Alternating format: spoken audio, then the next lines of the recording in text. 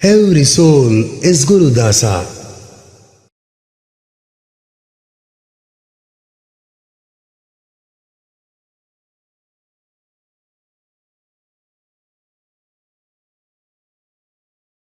నమస్కారం. శ్రీ గురుభ్యో నమః. గురుర్బ్రహ్మ గురుర్విష్ణు గురుర్దేవో మహేశ్వరః.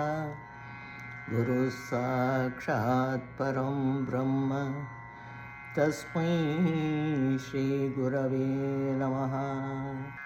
గాన నాట్య రసికం Shri Vinayakam. This is how Sri Gurudasar calls Vinayaka.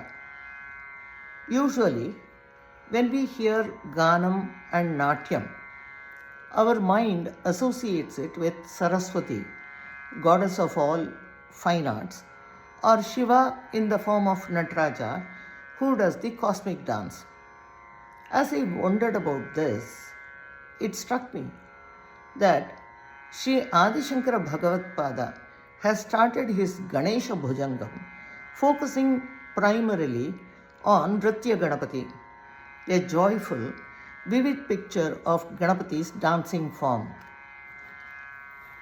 Ranachudra ghanta ninadabhiramam chalattandavodandavat padmatalam lasattundilango parivyalaharam Ganadheshameshana sonum tamide.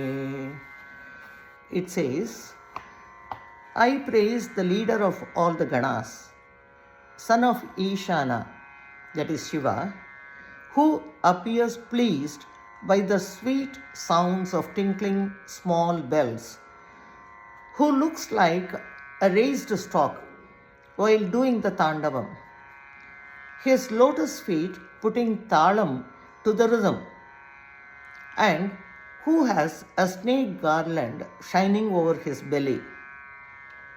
He continues in the next sloka, Dhvanidhvamsa Veenalayollasi Vaktram. The shining face of Ganesha looks like he is enjoying the sound of Veena receding other sounds. Let us find out why Sri Gurudasa called Vinayaka as a Rasika of Ganam and Natyam. In a small town, there was a Bharatanatyam guru. He was also well trained in Mohiniyattam and Kuchipudi. Since he had mastered 3 styles of art form, he had lot of students who became performers. They made him proud by excelling in that art. Though he was an excellent performer and a successful teacher, he was unhappy. He had a son who imbibed the Sampurna Jnanam of that art. He could efficiently repeat the jatis and chollukattu for all the dances. Unfortunately, because of his physical disability, he was not able to dance. Guru felt the pain that the family legacy could not continue. At that time, a close friend of the Guru informed him of the arrival of Sri Gurudasar to their town. Guru was thrilled to hear the news because he was aware of Sri Gurudasar and his compositions. In fact, he had choreographed quite a few songs of Gurudasar and taught him to his Sishyas also. And so he decided to go and present Gurudasar's songs and seek his blessings. Next day, he went with his son and some of his Sishyas and presented a few of his songs. Gurudasar, who was watching their performance, noticed a streak of unhappiness on the face of the Guru. He waited till they finished their performance and then asked the Guru the reason for the unhappiness. The Guru poured out his heart. He said, I have lot of Sishyas who are excelling in the art and they are performing. But my son, though desires to perform, because of his inability, is not able to do so. I want this art to continue through the next generation. Can you please suggest some pariharam, some remedy for my son to realize his dream? Sri Gurudasa listened to him patiently and then suggested that they go on a yatra to some Shiva Kshetrams. Since the Guru was willing to follow his advice, they started on the pilgrimage the very next day. Gurudasa went with his Sishyas, and the Guru took his son and some of his Sishyas for this yatra. First, they went to Chidambaram. There, Sri Gurudasa sang a song on Ganapati. After singing, he asked everyone to do Gaja Puja. The temple elephant was worshipped in a formal way. From there, they proceeded to Vaidishwaran Kovil. And there also, Sri Gurudasa sang a song in praise of Ganapati. They did Shodashopacharam to the temple elephant. From there, they went to Mayuranatheshwara temple. There also, Sri Gurudasa sang a song in praise of Vinayaka. From there, they went to a kshetram called Tilatarpanapuri, where Ganapati is worshipped as Naramukha Vinayaka, and the temple is called Muktishwarar temple. And from there, they went to another Shiva Kshetram, where the elephant had given birth recently. And so the mother and the calf were providing lot of entertainment to the devotees. They had the darshanam of the presiding deity, and Gurudasa sang a song in praise of Ganapati there also. Everyone had a doubt in their mind why he is singing a song in praise of Ganapati and not on Shiva, who is the presiding deity in all these temples. But nobody asked the question directly to Sri Gurudasa. After finishing their darshan, they all gathered to do Gaja Puja. Suddenly, the baby elephant came running from between the mother's legs and pushed the dance teacher's son. The boy already had problem of balancing himself, and now, because of the momentum, the boy was thrown near a pillar. The boy got hit on the forehead. There was a sculpture of Ganapati on the pillar, and the boy got hit by the big toe of Ganapati. The boy fainted due to the shock. But when he regained his consciousness, everyone was surprised to see him get up on his own, and there was no trace of any deformity on his body. Besides, he regained his memory of so many Karanas and Prakaranas. All those who had assembled, the Guru, his Sishyas, so Gurudasa's Sishyas, all of them, and the people who had come for darshanam there, they were all amazed at the turn of events and felt happy. They all became curious to know how it all happened and asked Sri Gurudasa to explain whatever unfolded before their eyes. Gurudasa smiled and said, "All of you had a doubt as to why I am singing only songs on Ganapati in Shiva Kshetram, and why I insisted on doing Gaja Puja everywhere. I will explain to you now. This boy, in his previous birth, trapped a baby elephant playfully, and it got injured. It took a lot of effort on the part of the mother to bring its calf out of the trap. The boy was born deformed in this birth because of the suffering he caused to that baby elephant. We require the grace of Shiva to remove the Shapa, since he is called Papaharana. That is why we all went to Shiva Kshetram. My singing songs in praise of Vinayaka is to get his grace for the removal of the Shapam, and doing Gaja Puja is to appease and get his Ashirvadam. Now, in this temple, this boy got his Shapa Mochanam.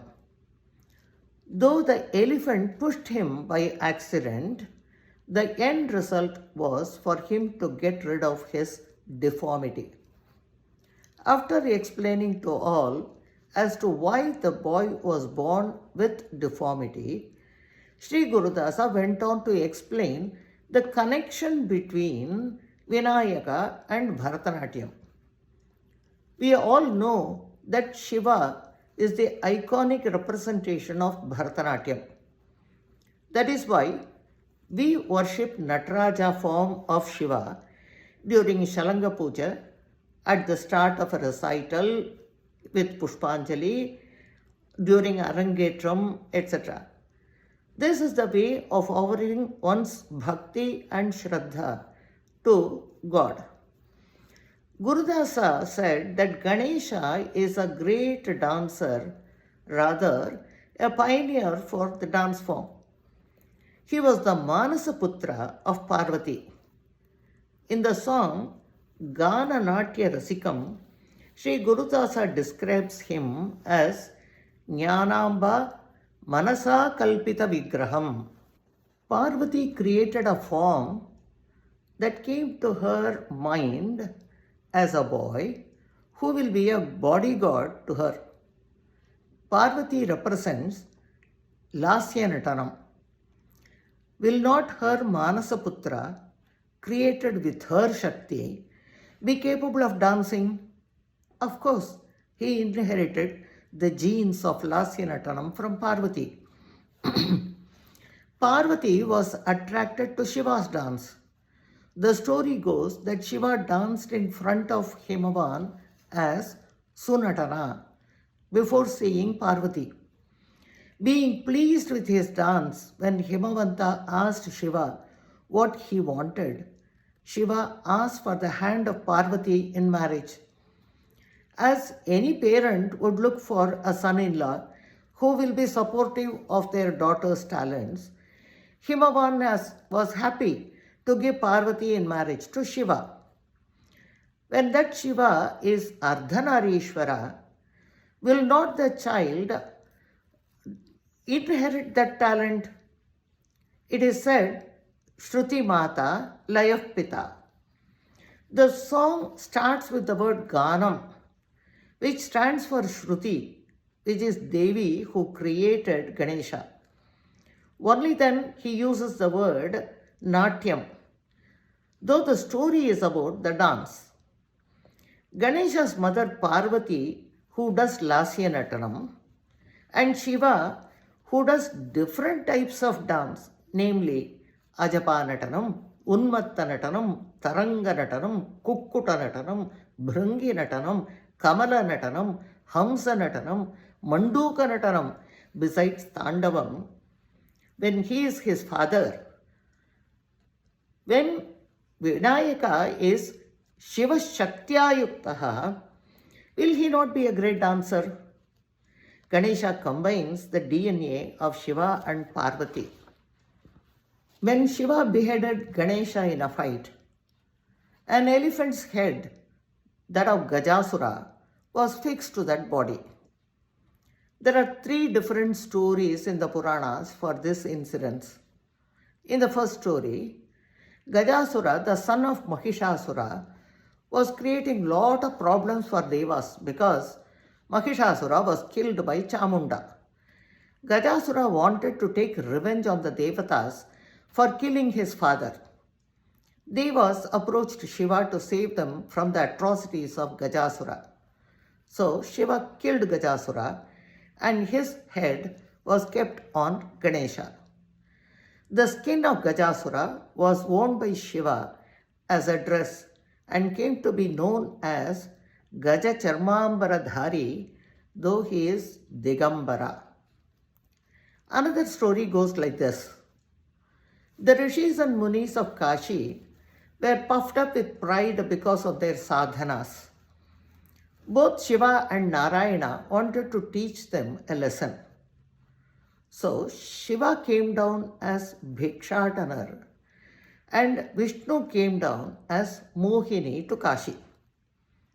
When Shiva came as Bhikshatanar, all the wives of rishis and munis got attracted to his manliness and all of them went behind him. When Narayana came as Mohini, all the rishis munis were attracted by her beauty and went behind her. After some time, the rishis and munis realized that they have been duped and distracted. In their anger, they created Gajasura to fight Shiva. Gajasura, who was created with the sacred mantras of munis and rishis, had Sattvika guna in him. Prahalada was the son of Hiranyakashipu, who had a demonic nature, but Prahalada had Sattvika Swabhavam. Vibhishana was born in Asurakula, but he was Sattvik. In the same way, Gajasura was very pious. When Shiva presented himself before Gajasura and was ready to confer a boon on him, being pleased with his tapas, Gajasura wanted Shiva to reside in his stomach. Shiva agreed and voluntarily went into the stomach of Gajasura. Parvati got worried and asked her brother Vishnu to help her bring out Shiva from the stomach of Gajasura. So Narayana played on the flute and Nandi played the mridangam. Gajasura, who was listening to the music, went into a state of transcendence. Shiva, on hearing the music with the rhythm, could not contain himself and he came out of Gajasura's stomach dancing. And this is when Gajasura appealed to Shiva to wear his skin as Shiva's ambaram, his charma as Shiva's ambaram. Gajasura's head was fixed on Ganapati's body. Gajasura's udaram, the stomach, became the Rangabhumi for Shiva's dance. The head of that Asura was kept on Ganapati as a clone. Can there be any doubt about Ganesha, who is the son of Shiva and Parvati, having the excellence of Natya Bhavam? Another epithet used by Sri Gurudasa in his song is Sura Bhusura Nuta Shodasha Avataram. In another song, Sri Gurudasa himself lists all Shodasha Ganapati avatarams: Bala, Taruna, Shakti, Bhakti, Veera, Dvija, Siddhihi, Uchchishta, Heramba, Kshipra, Mahaganapati, Vidya, Nritya, Vijaya, Urdhva, Lakshmi Sahitanvita, Shodasha Gananayaka Palayamam. Gana Natya Rasikam Vinayakam Bhanukoti Tejo Prakashamah SHRI Gana Natya Rasikam Vinayakam Bhanukoti Tejo Prakashamah SHRI Gana Natya Rasikam Vinayakam Bhanukoti तेजो प्रकाशमाश्रये गाननाट्यरसिकं विनायकं भानुकोटि तेजो प्रकाशमाश्रये गाननाट्यरसिकम् ज्ञानाम्बमनसा कल्पितविग्रहं ज्ञानाम्बमनसा कल्पितविग्रहं ज्ञानस्वरूपं विद्यानन्ददायकं ज्ञानाम्बमनसा कल्पितविग्रहं ज्ञानस्वरूपं विद्यानन्ददायकं तां तकतां तकिडतां तकधीनतां तकतकिटतां तधिङ्गिणतों तां तधिङ्गिणतों तां तधिङ्गिणतों तां तकतां तकिटतां तकधीनतां तकतकिटतां तधिङ्गिणतों तां तधिङ्गिणतों तां तधिङ्गिणतों मगसतनिस मगमदनिस मगसनिदम मगसरि गाननाट्यरसिकं विनायकं भानुकोटि तेजो प्रकाशमाश्रये गाननाट्यरसिकम् सुरभूसुरनूत षोडश अवतारं निरतसेवनजन जीवाधारं सुरभूसुरनूत षोडश अवतारं निरतसेवनजन जीवाधारम् वरदानुकूलम् अखिलमुदारं वरदानुकूलम् अखिलम् उदारं गुरुदासपालकम् अतिसुन्दराकारं वरदानुकूलम् अखिलमुदारं गुरुदासपालकम् अतिसुन्दराकारं तं तकतं तकिटतां तकधीनतां तकतकिटतां तधिङ्गिणतों तां तधिङ्गिणतों तां तधिङ्गिणतों तां तकतं तकिटतां तकधीनतां तकतकिटतां तधिङ्गिणतों तां तधिङ्गिणतों तां तधिङ्गिणतों मगसतनिस मगमदनिस मगसनिदम मगसरि गाननाट्यरसिकं विनायकं भानुकोटि तेजो प्रकाशमाश्रये गाननाट्यरसिकम्.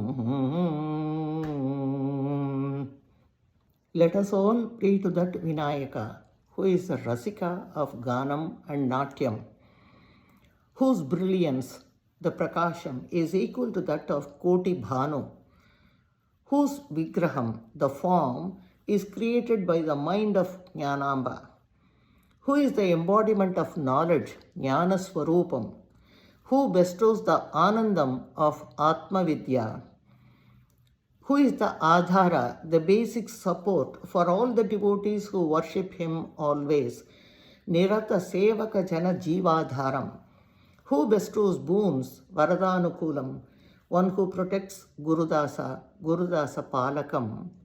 To that Vinayaka, let us pray to protect us all. Thank you.